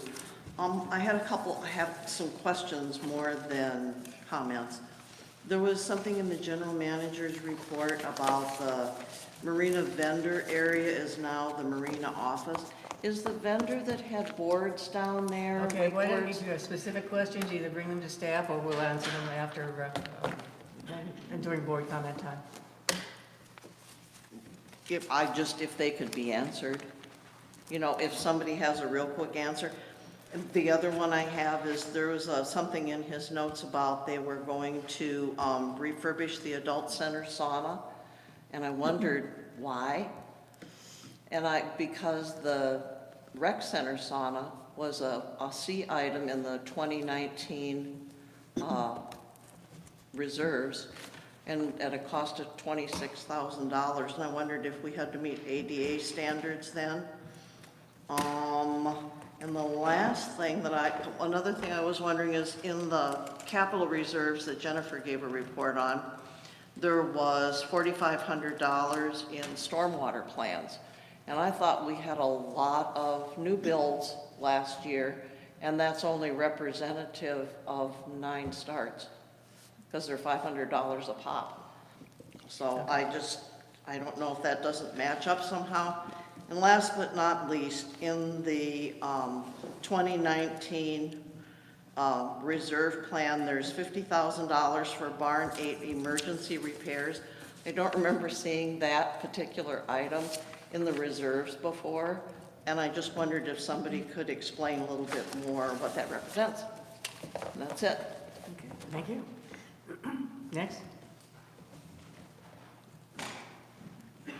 Okay. What, did I hear a question just now? 15 Grandview. I had submitted a request for Tom Fields to be approved for long-range planning, facility, finance, and infrastructure. Okay, yeah, I did ask before we had the committee reports if anybody had, I submitted that one to you. Tom's been vetted, he's on the prime committee. Tom wanted to be on finance and revenue. I just needed the approval. All right. Thank you. Anybody else?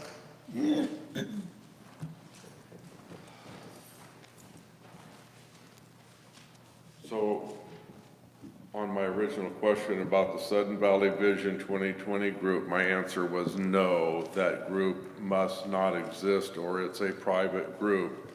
When Paula, Andrew, and Whitney ran for office, there was an ad paid for by Sudden Valley Vision 2020, and it's available online to see that that group does exist.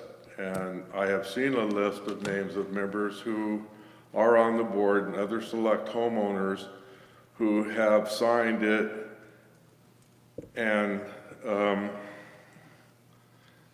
am old, so I have to keep my notes.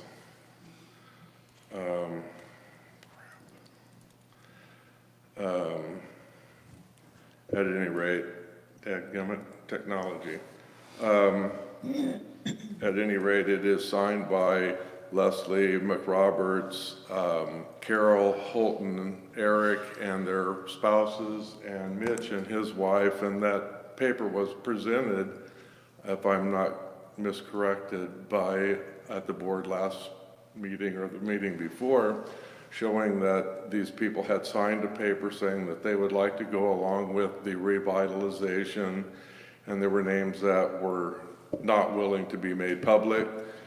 And if that is true, then I don't feel that I'm being represented properly by the board, by the agreement that I signed when I purchased my property.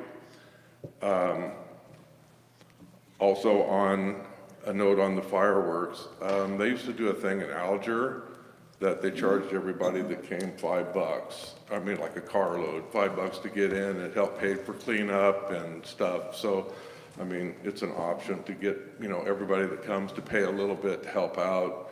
It's a lot of fun. 4th of July is like part of our heritage. But, the public's willing to pay, so that's just a thought.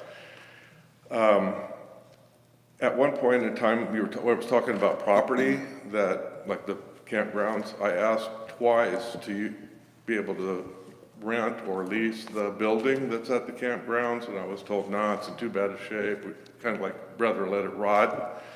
I wanted to make an organic market there for fruit and vegetables, and that was kind of kibosh really fast. But I was told by somebody that that property is actually in a tax diversified state where it's tax exempted or something.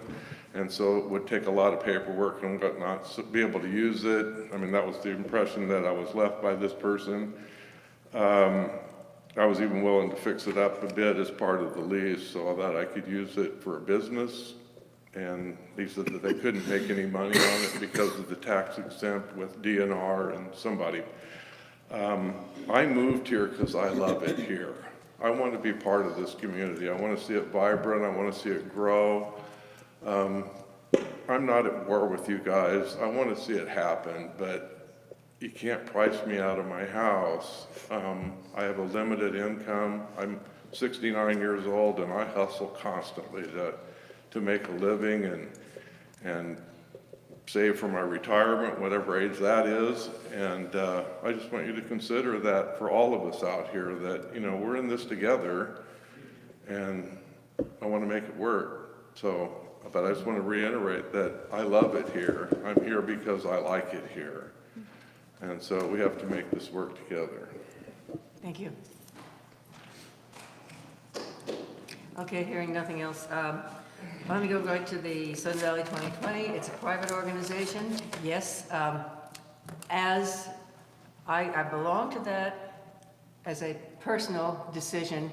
It has nothing to do with the board. They get no money from the board. I'm sure that each one of us has our own organizations that we belong to because of the things that we believe in. And I put my name on that list for transparency because I think that the community should know what my opinions are, okay? Charge for fireworks, that's a thought. Well, we're starting the discussion on that. The campground, okay, the campground is zoned rural forestry. For quite some time, we had an exemption that allowed us to have a campground there. Back around 2002-03, the campground was not kept up. All of the facilities, the hookups, everything were just, you know, not being kept up.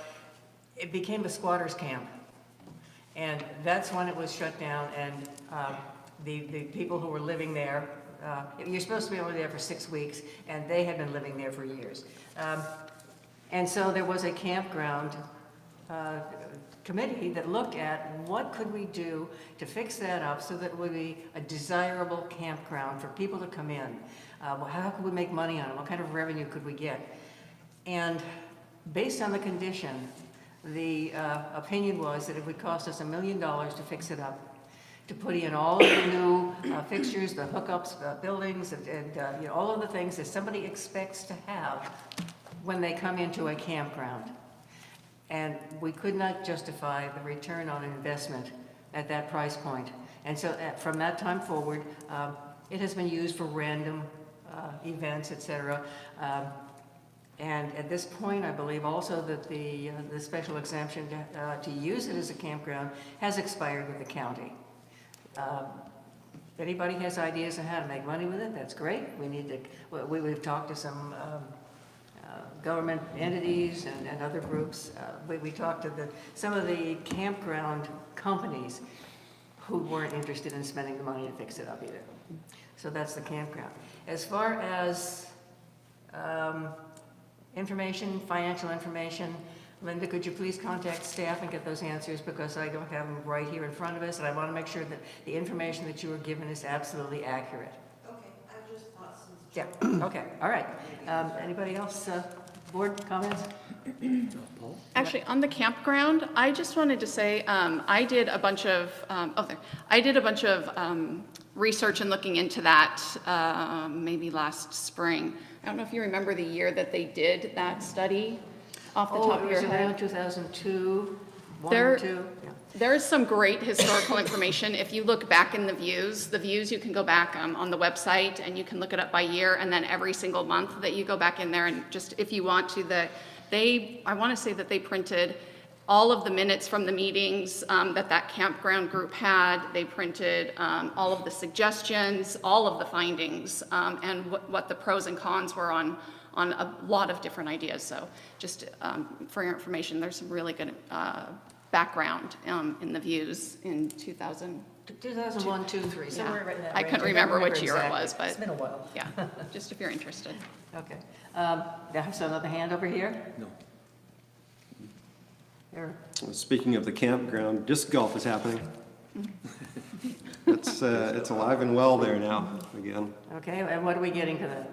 We don't get anything for that. Oh, yes, except, we do. Yes, But we it's, do. but it's free to all Except- Sudden Valley members. Well, no, except we do get a lot of cleanup effort there. There's a lot of stewardship that's happening there that we don't, it doesn't cost us a thing, but we benefit from. And the kicker is that we can play disc golf for free. Carol? Yeah, we have a contract actually that the disc golf people, interestingly enough, one of the head people is an arborist and forester, and he really understands how to take care of, or the stewardship of forests. They've done a lot of work in there to make it a much more pleasant place. There is a building that has been very badly damaged, and I think probably is more of an eyesore and a detriment to the area, but it's not actually usable at this point. I don't know about the front building that's by the road, but they've cleaned the parking lot, and we're seeing a lot of activity in there, so for now. I also wanted to mention that there is the long-range planning subcommittees that are working on uses and future plans for some of our infrastructure, which would include the campground. And I would say if you have interest or have ideas about how that might be used, check the calendar and get to some of those meetings and provide your input. Okay. Madam President, Andrew? Well, sure, just since my name was pointed out on the 2020 front, I mean, I just feel like we ought to address that.